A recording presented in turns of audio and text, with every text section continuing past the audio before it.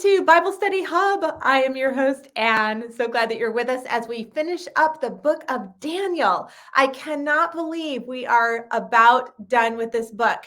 I always wondered why most churches never preach Daniel, and I can, with authority, say now I understand why. Because if you're running a church, I don't know how on earth you would ever prepare for your sermons every week. It was a tough one. You hung in there. You did great, and I'm so proud of you, my little hubbers out there, that you stuck it out and put up with me all during the course of the time. Well, let's get going right away. As I said before our study started, if you'd like your name to show up in the comments, this is how you get that done. You just have to give StreamYard permission to use your name. And if not, it'll just come across as Facebook user, which is totally fine. So we're at the end of Daniel. We're in chapter 12. The second half of the book has been lots and lots and lots of prophecy. Now, some of it has already happened. It was prophetic when Daniel received the message. It hadn't happened yet, but we look back on it now as something that is historical. But there's a lot of it that we are still waiting to happen. We call those the end times in Christian circles. We're talking about the tribulation. We talked about the Antichrist. We've talked a little bit about the Millennial Kingdom, when Jesus will rule and reign for 1,000 years and then eternity past that. So we're kind of wrapping all that up tonight. And I'm just going to dive right in where we left off last week in chapter 12 of Daniel, verses 11 to 13. So let's read those verses, and then we're going to offer some possibilities as to what's going on. And I'm going to give you a little timeline to kind of help put it all together. So here we go. Daniel 12, 11 to 13. It says, and from the time that the regular burnt offering is taken away and the abomination that makes desolate is set up, there shall be 1,290 days. I'm going to leave that there for just a second. So from the time that this is talking about the tribulation, okay? And it says that from the time that the burnt offering is taken away and the abomination of desolation happens, there's 1,290 days. But the thing is, oddly enough, we've been told before in Daniel, and also we cross-reference this in Revelation, that there's 1,260 days. So now we have 1,290 days. So you kind of do wonder what happened with that. I left part of the verse out. I'm looking at my notes going, wait, there's a number missing. Let me just read to you the end, because I apologize. I somehow skipped verse 13, or the second half of 12. The second half of 12 says, blessed is he who waits and arrives at the 1,335 days. So we went from 1,260 to 1,290. So that's an extra 30. Then we went to 1,335. That's an extra 45 days. So Jesus is, through Michael or the angel is speaking to him, adding days kind of like to the end of the tribulation, which is in the Millennial Kingdom. I'm going to show you a timeline in just a second. And then he ends up by saying, but go your way till the end. This is Daniel, go your way till the end. Go your way until the end of your life, till you die, and you shall rest. That's so nice to think of, isn't it? Actually, like all the suffering, all the struggle, all the sin problems gone. Once we leave this body, we go home to be with the Lord.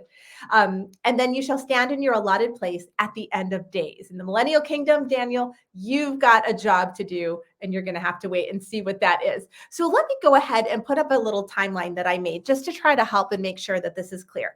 We see ourselves in the present age on the far left. And then you see there's a big line and it says peace treaty. Remember how we talked about that the tribulation kicks off with the Antichrist making some kind of peace treaty or strengthening some sort of peace treaty with the nation of Israel. And we said at the time, we believe that that means that he will allow them to begin offering their sacrifices in their temple. Is their temple already rebuilt at this time? Or does he say to them, go ahead and rebuild and start making your sacrifices? We don't know exactly how that all works out, but we do know that they do pick up with the sacrifices, and they are so happy to be able to do that. Again, not realizing that this Antichrist is going to utterly try to annihilate them. So then you see the 7-year tribulation. We've got 1,260 days in the first 3.5 years. That's the beginning of sorrows, as the Bible calls it. Then you've got another 1,260 days in the last 3.5 years, and the Bible refers to that as the Great Tribulation. And right in the middle of that is what we call, and what the Bible calls, the Abomination of Desolation. And we said at the time that the Antichrist will surprise Israel by setting himself up in the temple basically making himself God and then completely desecrating it. But not just I think I've always kind of pictured like he would be kind of like I'm God and then oh no. But I think it's way, way, way worse than that because when you think of an abomination that causes desolation, what we might in the vernacular in English say is he renders the temple completely unusable. What does he do? I don't know. Is he slaughtering pigs and like spreading their guts out all over the place? I mean, that would do it for the Jews. That would do it. Is it something else? Does he actually burn the place down so it's unusual? I don't know. I don't know what he does. We're not really told. But whatever it is, it's really, really, really significant and horrible. And at that time, the persecution just breaks out against the Jewish people like they have never seen before. Like literally, they'll look back at what Hitler did as not as bad as what the Antichrist is going to do. Absolutely heartbreaking. It just kills us to think about it. So back to the timeline, then it's not, like 30 days looks pretty long there compared to like 3.5 years. I didn't have font small enough that I could have you read it if I made it scaled. That's the word I'm trying to think of. So anyway, then we have the extra 30 days we just read about in the Millennial Kingdom. It's tagged on to the end of the tribulation, but it's after the Battle of Armageddon, which is when Jesus comes back. Then you've got 45 days, which then of course leaves 925 days if you want to subtract that from the 1,000 years. And then there will be a very, very brief struggle, not even a struggle. Satan tries to get all the nations to come up against Jesus, and it's not even a contest. I mean, he wipes them out so fast. And then that part's over forever. Like sin is done forever. No more war, no more famine, no more sin, no more sadness, no more sickness, no more age. I mean, it's eternity with Jesus in total joy and perfection without the choice to ever sin again forever. And I don't know about you, but that just sounds so good to me. And I think sometimes when we think about the end times, we think about the tribulation way more than we think about the 1,000-year reign of Jesus and then eternity with him after that. So what I try to do, if I do that, I start to get kind of nervous, what's going to happen? Are we going to be here? Am I going to be here? So what I try to do when those thoughts kind of come to my mind is say, why am I thinking about the labor pains instead of the baby? When you get pregnant, you as a woman, many of you who've had children know this, labor is coming. The first time you don't know how bad it's going to be. The second time you're like, oh boy, here we go again. I only have two. That was part of the reason why. But what you don't want to do is spend your whole pregnancy focusing on the labor. Like if you did that, every time people talk to you, the labor is going to be so terrible. I don't know what I'm going to do. I hope I can get an epidural. How am I going to get through it? Eventually somebody would say, you do know you get a baby at the end of this, right? Like, why are you focused on the labor? That's going to be brief. And then you have this child for the rest of your life. Like this eternal creature comes out of you. It's amazing. It's your baby. It's everything. That's kind of how I think about the tribulation. So those are the hard labor pains, not going to be fun. But at the end of it, we get to rule and reign with Jesus forever and in total perfection. So that is going to be fantastic. Let me go over here to the comments here and just make sure. Yeah. Okay. Everybody's saying that they miss Noelle. I know she got a wonderful, my daughter who normally co-leads with us, wonderful promotion at work. She's doing great. Following hard after Jesus. I don't want anybody to think she's like, I'm kind of done with this. Not at all. She's just working because she's 3 hours behind us in Seattle. So hopefully she'll be able to join us in the new year. All right, well, back to Daniel then. So I think the question that we all have, at least I know I do when I look at my timeline is, okay, so we've got the extra 30 days. We've got the extra 45 days after the tribulation. What happens? Why do we have those? What's going on during those days? Inquiring minds definitely want to know. I know mine does. And the problem is, remember how we've talked in the book of Daniel about how God can be so specific and so vague all at the same time? Like only God can pull this off. This is one of those times. You talk about specific 30 days, 45 days. It's not like, well, about a month or about a month and a half or less than 2 months. I mean, he's giving us exact days, but he's being so vague because he doesn't tell us what those are. So we have to take a stab at it. We're going to take a little bit of a guess here and there. We might nail it, and we may at some point in time in the end times get to that moment and say, oh man, we did not see that one coming. Like that never crossed my mind.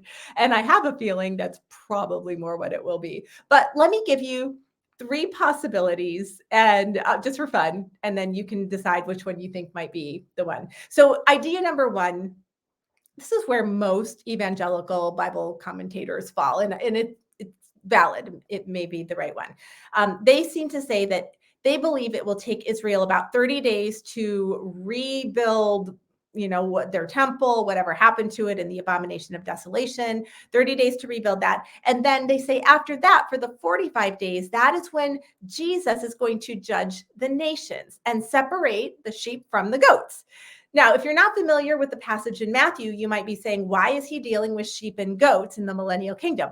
He's not actually, it's not real sheep and goats. It's just sort of a picture for those who know, love, and serve Jesus as their Lord, Savior, and Messiah, and those who have rejected him, but as whole nations. So I don't know exactly what all that looks like specifically. That's not the great white throne judgment that comes later.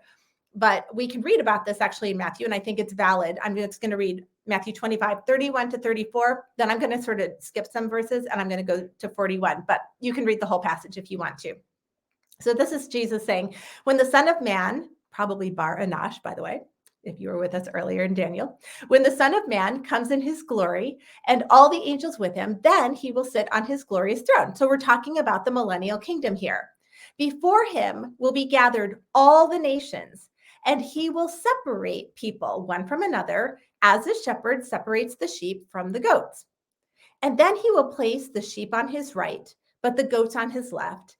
Then the king, Jesus, will say to those on his right, come, you who are blessed by my Father, inherit the kingdom prepared for you from the foundation of the world. So to those who know, love, and serve Jesus Christ as their Lord, Savior, and Messiah, as the case may be, they will be ushered into the millennial kingdom to rule and reign with Jesus in this wonderful world that he has set up. Then if we jump to verse 41, he says, then he will say to those on his left, depart from me, you cursed, into the eternal fire prepared for the devil and his angels.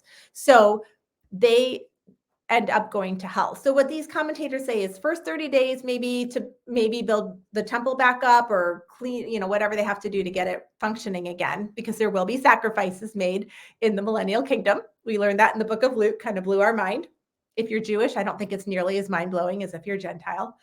And then the 45 days, they say probably Jesus just doing this judgment of the nations. Okay, I can handle that. That's very possible. Here's idea number 2. And I don't even know how I'm going to say, I've been working on this all day. Like, how do I even say this? Let me start by giving you the resource that I've been reading this book for the last week or so. It's kind of a long, it's like 400 pages or something. I didn't quite make it all the way through.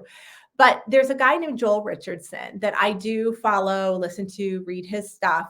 I don't agree with everything that he says, but I will say this. I like his hermeneutic. I like the way he interprets the Bible. I feel like he's really, really solid as far as taking things very much in context, not putting filters on top of them and then trying to read them through the filters we already established. He literally goes with the context. He goes with a historical and the cultural context. He lets the Bible interpret itself whenever possible. So if it's a portion that's unclear, he will use a clear portion to interpret the unclear part. So all the things that we would say, yes, yes, yes, yes, yes, down the line, he's very good at. He's also incredibly brilliant. And sometimes he's so brilliant that I get done reading something and I think I just lost you. I don't even know what you're talking about now, over my head. So I'm putting the link here. I'll try to remember to put it on Facebook and also on YouTube so you can just click it. It's a lot easier. But he has written a number of books. And he offers all of them for free on his website under free resources, joelstrumpet.com. To me, that just speaks volumes because you can also buy them, but he offers all of his writing for free. Not too many people will do that. So here's what Joel says, and I'm taking probably 300 pages of very well documented scripturally, and I'm going to try to put them into like 5 sentences. We'll see how we do here. But I think his perspective is interesting, unique, and bears looking into. What he feels is that when the children of Israel came out of Egypt, remember when they were slaves and Moses led them out and across the Red Sea and into the wilderness of Sinai, and it was on Mount Sinai that Moses got the 10 commandments and the people agreed to this relationship with God. What he points out is there's everything there that is part of a Jewish wedding. Now, I never saw it this way. So again, you'll have to read his stuff to really, if you're interested, to really kind of get the details of it. But he goes through all the elements of a Jewish wedding, and then he points to scripture going, there it is on Mount Sinai, there it is on Mount Sinai, there it is on Mount Sinai. So his point is that the church is the bride of Christ. We're told that in the Bible, but we're not like exclusively our little sliver here.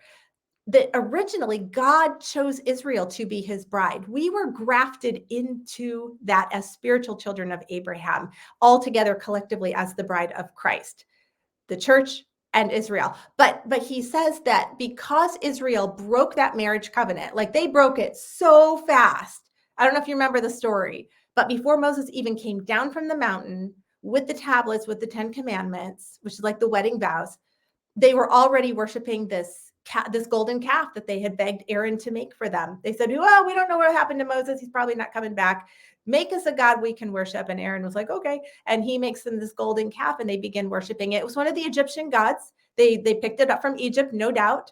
It involved in Egypt lots of sexual orgy stuff in their worship. So we assume they were down there having, that happening as well. Right after like their marriage covenant with God, they're doing all this horrible sexual stuff down below.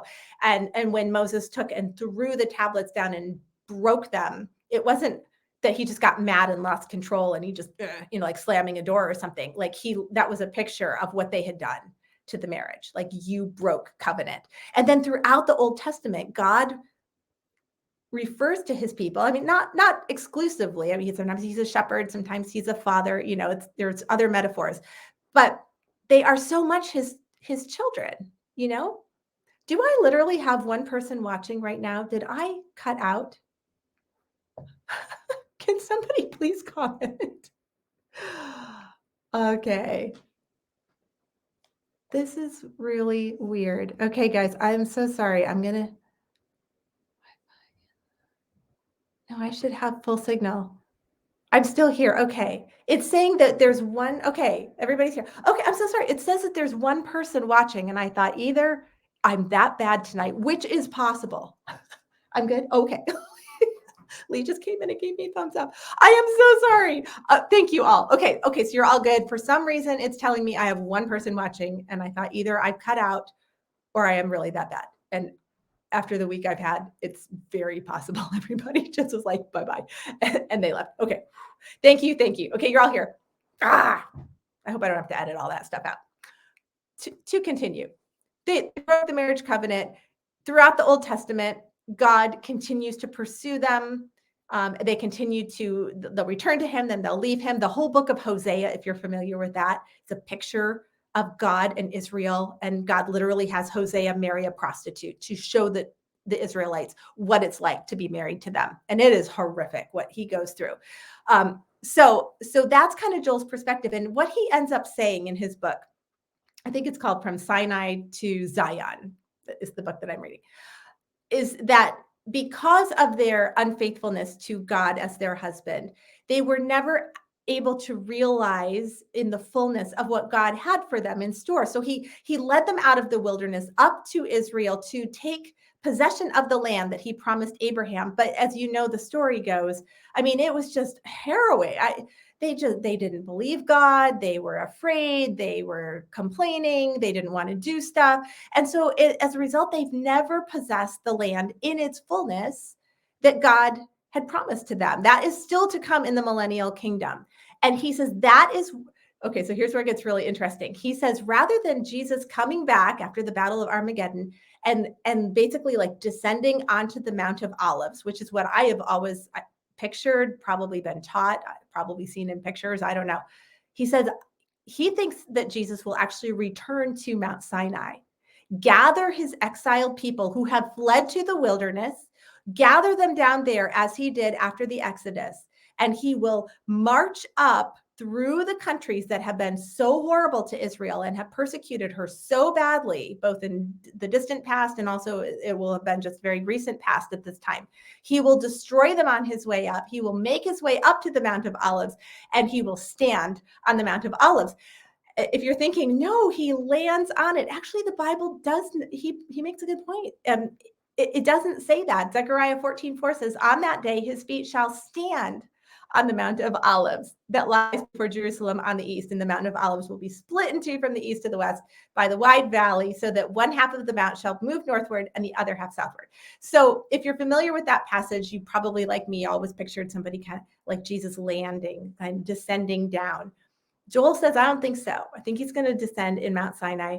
I think he's going to gather his people, and he's going to literally do the fulfillment like it was supposed to be way back when they fled Egypt. It's all going to come to fruition. I don't know. I think that is highly interesting. And like I said, I just took oh my goodness, there's like 400 pages and tried to kind of condense it for you. By the way, I Google mapped Jesus's route if you want to see that. So here it is from Mount Sinai up to Jerusalem. Now, this is, of course, if he drives, which I'm kind of feeling like he's not going to do that. But there, you can kind of see on the map. I'm kind of being silly here. I don't mean to make light of it, but you can kind of see on the map that that's the direction that he would go. So certainly, if that is the case, that would account for this 30 plus 45 days. Now, again, how does that 30 and 45 break up? I don't know. I'm not sure Joel has even covered that in his book. If he has, I probably haven't gotten to that point yet, but it's just kind of interesting. So that's idea number 2. One more for you. And in some ways, this is kind of my favorite one, to be honest with you. There are some that point out that when Jesus came the first time, lived his life, suffered, died, rose again, and then started the church, that he basically fulfilled all of the feasts and celebrations of the Jewish people that occurred, and to this day still occur, kind of in the spring, early summer. So just as we're not going to go through all of them, but Passover is one that we covered in the book of Luke, where Jesus, we said, actually on Passover, as the lambs were being slaughtered, he himself became the Passover lamb. Still gives me goosebumps to this moment, and died at the same hour that the Passover lambs were being slaughtered as the final Passover lamb. He fulfilled the Passover completely in and of himself. He ate the Passover. He was the Passover. It was an amazing study in Luke. I still remember that. Just blew my mind. We said the Feast of Pentecost, where they would bake the 2 loaves of bread, and the yeast would go throughout and permeate the whole loaf of bread. And then they would bring that as their first fruits. And we just said at the time that the Holy Spirit on Pentecost came, and it just infused the believers, like indwelt them, like the yeast would permeate the bread, and that the Holy Spirit is like the first fruits. He's our seal, that he is the one that guarantees our resurrection someday, that he raised Jesus from the dead as the first fruits. And now we have that assurance someday too. So all those things were fulfilled, the spring, early summer. And then what these commentators will say is, they believe that Jesus will come and fulfill the ones that happen late fall, winter during his second coming. And so somebody that I was reading just said something I thought was so interesting. Now, again, it's all speculation. I don't know, but I think you'll enjoy this. Yom Kippur, the Day of Atonement, is about 75 days before Hanukkah, which is the dedication of the rebuilding of the second temple. So what they were saying is this: if Jesus did come back on Yom Kippur, now again, that's a big if, we don't know when he's coming back, but if he, let's just say for the sake of whatever, that he does, he comes back on Yom Kippur, the Day of Atonement, to fulfill the entirety of the atonement. Now, that's not to say that Jesus did not finish the work on the cross when he died, was buried, and raised again. He finished it. He said, "It is finished. It's finished." But we don't enjoy the fullness of that atonement yet because we are still trapped with all the sin around us. When Jesus comes back and deals with sin once and for all, it's like the fullness of the atonement would be realized by all of us at that moment. And then what number? 75. What? It kind of depends on like if you're going with the Jewish days start and whatever. Like it looks like 74, but I think if you work with the Jewish calendar and the way that they start their days in the evening, it's 75 days until Hanukkah, where they celebrate the rebuilding of the temple. Wouldn't it be interesting if it took 75 days from the Battle of Armageddon until they did the whole cleanup, destroyed whatever needed to just completely be gone because it was desolated by the Antichrist, rebuilt the thing, and then by that 75-day mark, they were dedicating their new temple? Wouldn't that be something? I feel like it's just, there's so many options. Maybe it'll be a combination of all of the above. Who knows? The Bible doesn't tell us, God doesn't tell us. There's a lot of things that he does tell us. We camp out on those. We're dogmatic about those. The things that we're not so sure about, we try not to be super dogmatic. We rather look at them as these are the options so that if I happen to be around for it, I'm not totally surprised by that. And then Daniel ends up in chapter 12, last verse of the book. It says, "But go your way till the end, and you shall rest and shall stand in your allotted place at the end of the days." And we just said before, Daniel, you've got more stuff to do. Go your way till the end. Keep going. Keep going. Don't think you're done. You're 85, but you're not done yet. And then you shall rest. You'll die, and then there will be a period of waiting. But then in the end of the days, you will stand in your allotted place. And we're told in the book of Revelation that we will, as saints, be ruling and reigning with Christ, that he will have jobs for us to do in the millennial kingdom. Did you know God instituted work before the fall of man back in Genesis? He told Adam, subdue, garden, take care of stuff, go do work. Adam was instructed to work. Now, it wasn't nearly as hard, obviously, with no weeds, but still, work what is good. Work is good. In the millennial kingdom, we'll have jobs. We'll be working. I don't know about you, but my least favorite thing in the whole world is to have too much free time on my hands, not enough to do with myself. I don't do well. I tank. This is one reason I love Bible Study Hub, because it keeps me from having downtime. I always have something to be working towards and studying and keeping in the word. And I have a deadline, and that's really, really good for me to keep me going. And I think a lot of us are like that. So that's basically where we're going to end. Before we go, I would love to ask if you'd like to comment. I would love to read them. Is there anything throughout the book of Daniel that really stood out to you as sort of a life application thing, something that you learned that just really life changing for you? I'm going to go over to the comments, and I'm hoping that some of you will be able to say, yes, I would love to just share in a few words something that I learned in the book of Daniel that I didn't know before, something that really impacted me from maybe the life of Daniel, that has made me rethink my own priorities or my own walk with the Lord. Anything like that. I would love to just kind of end with a little burst of celebration and Thanksgiving, since this is Thanksgiving week 2021. Just what did you learn? Let me take a quick drink. And I don't have Noelle. I have to do all the talking. While I'm waiting for you to comment, I'll tell you something that has really struck me. Maybe some of you are typing this in right now yourselves. In the book of Daniel, how often I found Daniel interceding for his people and asking God for forgiveness for the sins of his nation and also for his own personal sins. I was really, really convicted. And I have been, ever since, I have been almost every single day going before God and really confessing the sins of my country that I love, my my beautiful United States, confessing the sins of my country and confessing my own sins. And it's really made a big difference in my life. I'm really thankful for that. Alan says, I was always amazed how Daniel had such a positive influence on his bosses, the kings, even the ones that were pagan, so much so that I believe I'll see Nebuchadnezzar in heaven. Alan, I agree with you. I think you and I, and all of us hopefully, will see Nebuchadnezzar in heaven because of Daniel too. And I think that's a great call out. So for me, it's the confession of my sins and the sins of my country and just really interceding, like just standing in the gap for people. For Alan, it was just that aspect of the impact that we can make, not just on our peers, but even on those who are our bosses, those who are above us. How many of us have bosses?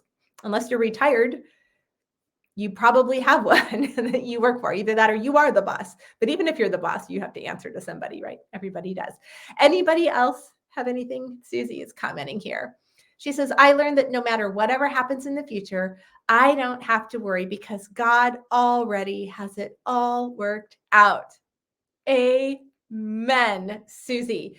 And what Susie is saying is that when you can get to that point where you see the hand of God working and moving in scripture and then in your own life, and then you can trust him for the future, it just takes so much stress off of us, doesn't it? It's beautiful. Karen says, I felt that Daniel stayed humble in spite of all that he went through.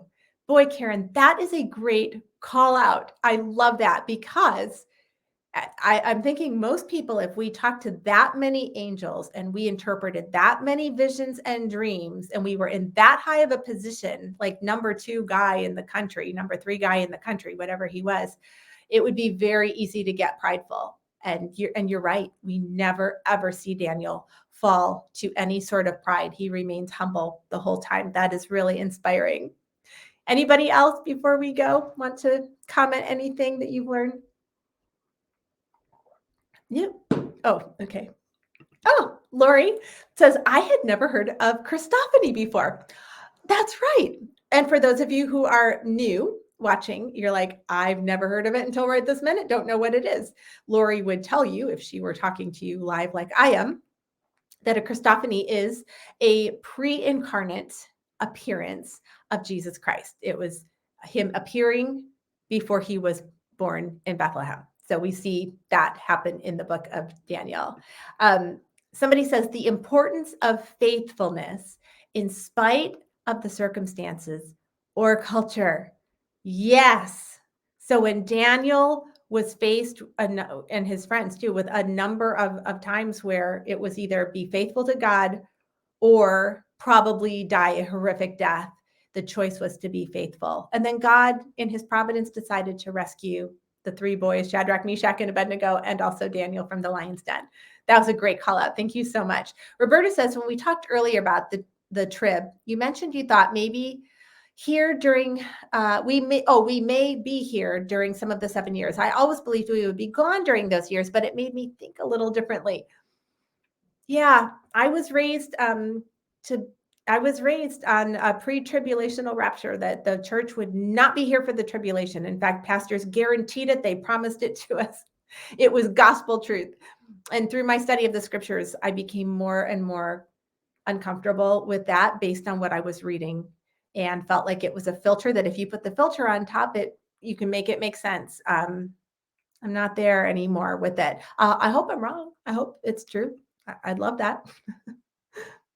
I think that's another one that we can't be dogmatic on because we just don't know. Exactly. Teresa says, what I love in the book of Daniel is that his faith was rock solid, unwavering, and his trust in God always stayed firm. I agree with you, Teresa. I love that. Unlike most of the Bible characters that we read about, even the best ones, Moses, Abraham, David, Solomon, I mean, the heroes of the faith often made absolutely catastrophic, huge moral failures.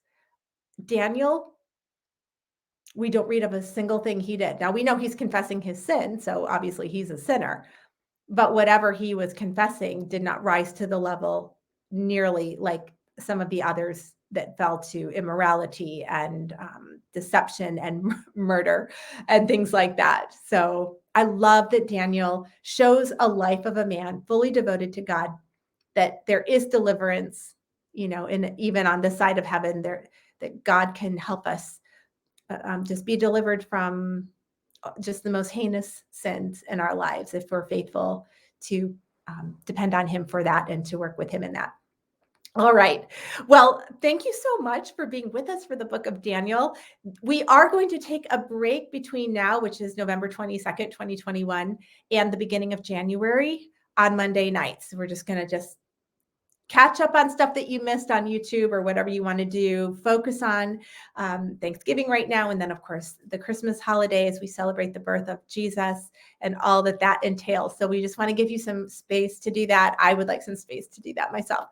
We will reconvene in January on Monday nights. And what we're studying, I don't know yet because I have not had time to figure that out. But you can pray for us that we will pick the right thing. It's kind of like a kid in a candy shop. Like I could just literally open the Bible and just, okay, we'll do that. And it would be absolutely fantastic.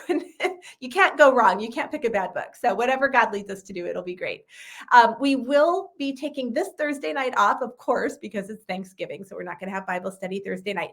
But then I believe we have, I think, 2 more Thursday night Bible studies with the Doctrine series before that wraps up as well. So be watching Facebook. I keep you up to speed as far as what we're doing and when, and you'll kind of know what's going on. Then we'll take off completely until January, and then we'll all come back and we'll start a new book and we'll just keep right on going. So love you all. Happy Thanksgiving. I love that you're wishing each other happy Thanksgiving.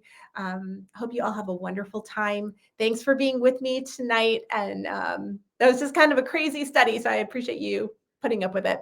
All right. Love you all and happy Thanksgiving. And I'll see you again in a couple of weeks on Thursday night. Bye-bye.